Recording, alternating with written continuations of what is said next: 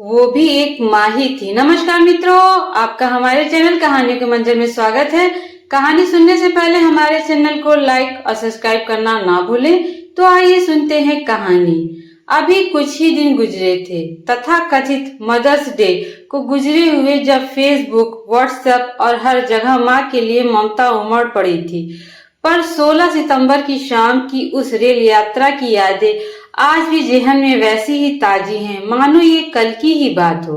बचपन से कई बार अनेकों यात्राएं की हैं, जिसमें कई सारे मीठे और कुछ खट्टे अनुभव मिले हैं। किसी ने सच ही कहा है कि भारत देश की आत्मा ट्रेनों में निवास करती है, और अगर इस देश को गरीब से जाना जाए तो कभी सेकंड क्लास जनरल डब्बे में सफर करके देख लो, आपको उस प्रांत की वास्तविक झलक देखने को मिल जाएगी। मेरी राज्य पत्रता परीक्षा विश्वकर्मा जयंती के दिन यानी 17 सितंबर को थी।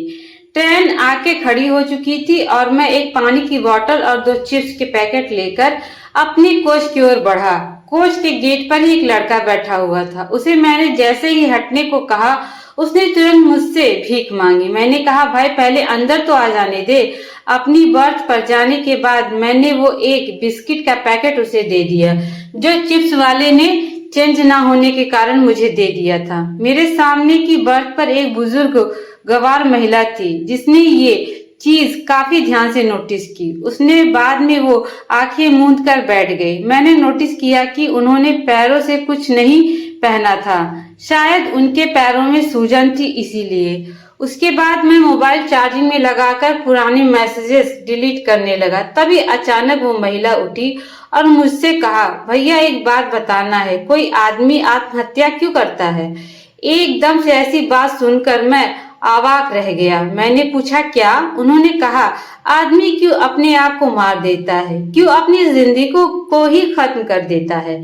मेरा पूरा ध्यान अब मोबाइल से हटकर उनकी बातों में ही अटक गया और मेरे जहन में वो सारी ब्लू व्हेल चेंजेस की बातें घूम गई। मैंने कहा, माता जी, ये तो सबसे बड़ा पाप होगा ना कि भगवान के दिए हुए इस जीवन को इस तरह मिटा देना।